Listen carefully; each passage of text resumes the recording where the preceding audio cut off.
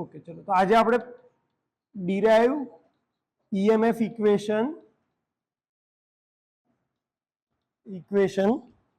Four DC generator આ topic કરવાના છીએ. જનરેટર કોને કહેવાય? જનરેટરમાં ઇનપુટ શું હોય?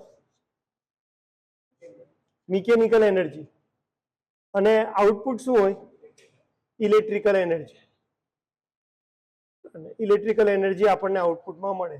કઈ? એસી કે ડીસી? ડીસી જનરેટર પ્રોડ્યુસ કરશે ડીસી સપ્લાય. તો એનો વર્કિંગ પ્રિન્સિપલ શું કહે છે કે whenever rotating conductor placed in a magnetic field, એટલે કે જે કંડક્ટર ફરતા હોય અને એને તમે મેગ્નેટિક ફિલ્ડમાં મૂકો તો એ કંડક્ટરમાં શું પ્રોડ્યુસ થશે? ઈએમએફ પ્રોડ્યુસ થશે. એટલે આપણને બે વસ્તુ જોઈએ. પહેલું રોટેટિંગ કંડક્ટર અને બીજું શું જોશે? Magnetic field. આ બંને વસ્તુ હોય તો તમને શું મળે? ઈએમએફ મળે. એટલે ઈએમએફ જે જનરેટ થાય છે એ બે વસ્તુ પર ડિપેન્ડ કરે છે. ઈ ઇક્વલ ટુ, આપણે શરૂઆત કરશું, ઈ ઇક્વલ ટુ જે ઈએમએફ પ્રોડ્યુસ થાય છે શેના લીધે થાય છે? તો કે rate of change of flux. ફ્લક્સમાં જે બદલાવ આવે એના લીધે ઈએમએફ પ્રોડ્યુસ થાય છે. અહીંયા શું દેખાય છે આપણને? આ પોલ છે જેના ઉપર શું વીંટાળ્યું છે? કોઇલ. આમાંથી કયો કરંટ પસાર કરશું આપણે? ફ્લક્સ પ્રોડ્યુસ થશે. પણ આ ફ્લક્સનો નેચર કેવો હશે? કોન્સ્ટન્ટ. એસી સપ્લાય હોય તો તમારો ફ્લક્સ કેવો આવે? Variable, alternating. પણ જો ડીસી સપ્લાય છે તો ફ્લક્સ કેવો આવશે? કોન્સ્ટન્ટ. ઈએમએફ પ્રોડ્યુસ થવો હોય તો બેમાંથી એક રોટેટિંગ જોઈએ. તો આપણે જ્યારે અહીંયા ડીસી સપ્લાય આપીએ છીએ ત્યારે આના લીધે જે ફ્લક્સ પ્રોડ્યુસ થાય એનો નેચર પણ કેવો છે? કોન્સ્ટન્ટ. એટલા માટે આપણે અહીંયા કંડક્ટરને શું કરવા પડે? ફરાવવા પડે.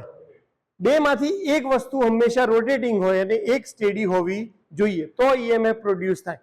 ટ્રાન્સફોર્મરના કેસમાં શું થાય છે કે તમે જે સપ્લાય આપો છો એનો નેચર કેવો છે? અલ્ટરનેટિવ. એટલે તમારો ફ્લક્સ જે પ્રોડ્યુસ થાય છે એ બી કેવો છે? અલ્ટરનેટિવ. એટલા માટે એના ટર્ન્સ કેવા છે? As it is. એના કંડક્ટર છે એ સ્ટેડી છે, એ ફરતા નથી. પણ અહીંયા શું થાય છે? આપણો ફ્લક્સ શેનાથી પ્રોડ્યુસ થાય છે? ડીસી સપ્લાયથી. એટલા માટે આપણે આ કંડક્ટરને શું કરાવવું પડે?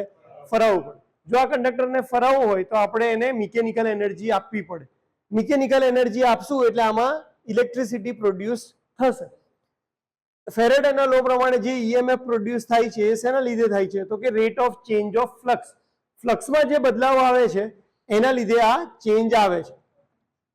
તો સૌથી પહેલા આપણે જોઈએ કે ભાઈ ફ્લક્સમાં કેટલો ચેન્જ આવે? તો કે ડી5 ની વેલ્યુ કેટલી આવે? તો ટોટલ પોલ કેટલા છે? ફ્લક્સ ક્યાંથી પ્રોડ્યુસ થવાનો છે? પોલમાંથી. તો જો 4 પોલ છે તો હું અહીંયા લખી શકું કે ભાઈ પોલ મલ્ટીપ્લાય બાય 5. જ્યારે કોઈ પણ કંડક્ટર અહીંયાથી લઈ અને પાછું પોતાની જગ્યાએ પાછું આવશે ફરીને, ત્યારે જેટલા પોલ હશે એટલાની અંદરમાંથી એટલાનો ફ્લક્સ કાપીને અહીંયા પાછો આવશે. એટલે જે ફ્લક્સમાં ચેન્જ થાય છે આપણે કેટલો લખ્યો? Pole into 5. જ્યાં પી શું હશે? P equal to number of pole. અને 5 શું હશે?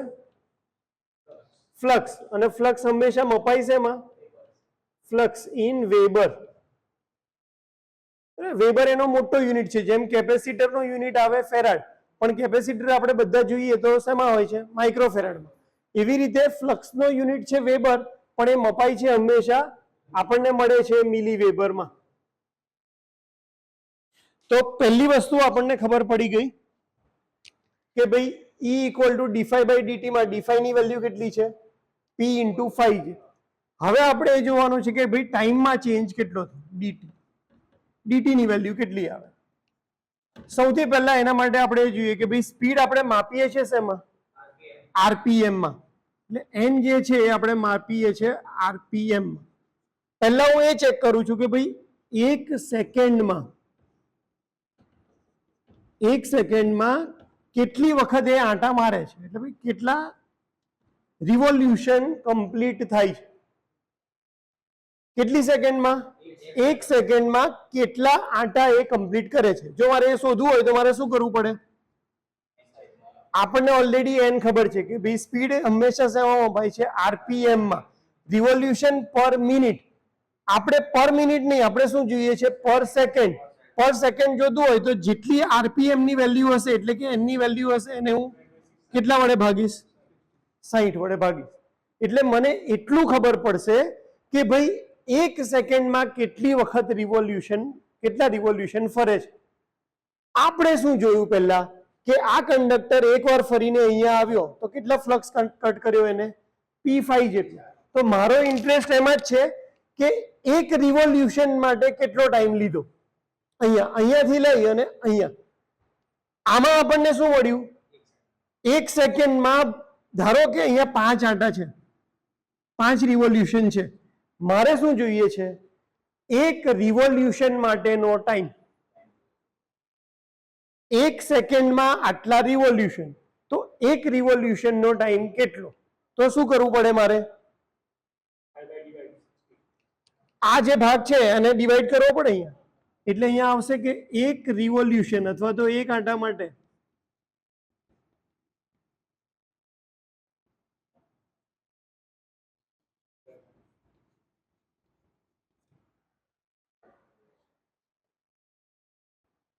ખ્યાલ આવે છે?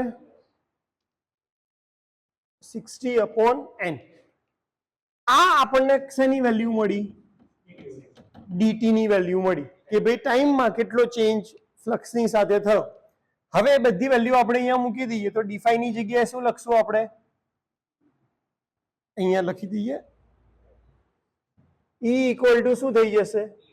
p5 અને અહીંયા શું આવશે? 60/n. એટલે એને સિમ્પ્લિફાઈ કરીએ તો શું આવશે? p5n અને છેદમાં શું આવશે? 60. આ ઇક્વેશન શેની થઈ? તો કે એક કંડક્ટરમાં કેટલો વોલ્ટેજ જનરેટ થયો. આપણી પાસે તો એવા નંબર ઓફ કંડક્ટર્સ છે વધારે છે, તો જો મને કંડક્ટરની સંખ્યા ખબર હોય તો મને ટોટલ વોલ્ટેજ ખબર પડી જાય. એટલે આની સાથે હું કોને મલ્ટીપ્લાય કરીશ? Total number of conductor.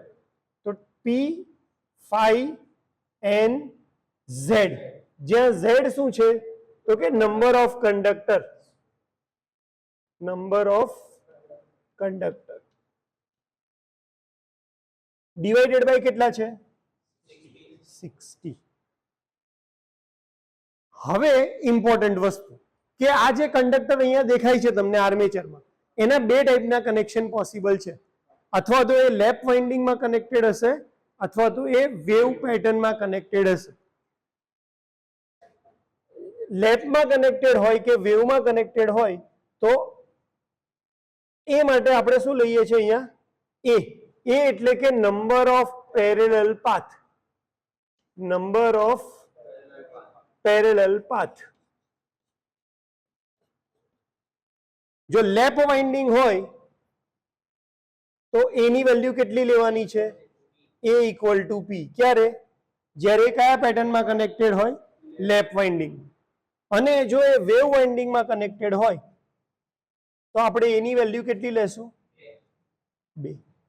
બરાબર. લેપ અને વેવ વિડિયો, લેપ અને વેવ વાળો જે વિડિયો છે એમાં આપણે ડિસ્કશન કર્યું છે કે કઈ રીતે A ઇક્વલ ટુ P થાય અને A ઇક્વલ ટુ 2 વેવમાં કઈ રીતે થાય.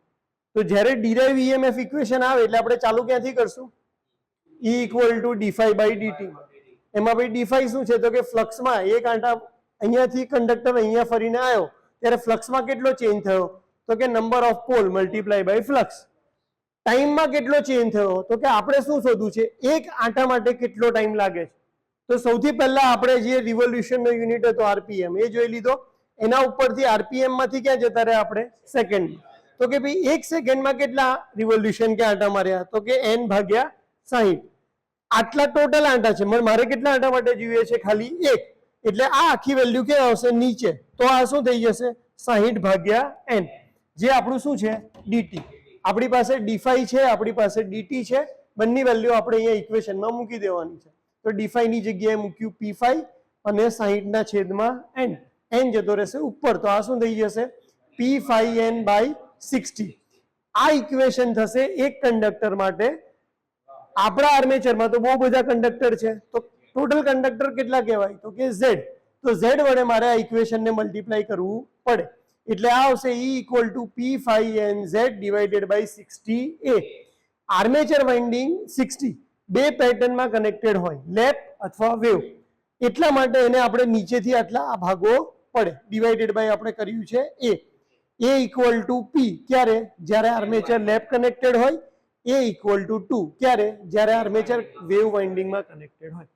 એટલે આટલું લખી અને આ ચારે ચાર ટર્મિનોલોજી સમજાવી દેવાની કે ફાઈ શું છે, ઝેડ શું છે, એન રહી ગયું આપણે. N equal to speed of armature in RPM. Okay, stop કરી દેજો.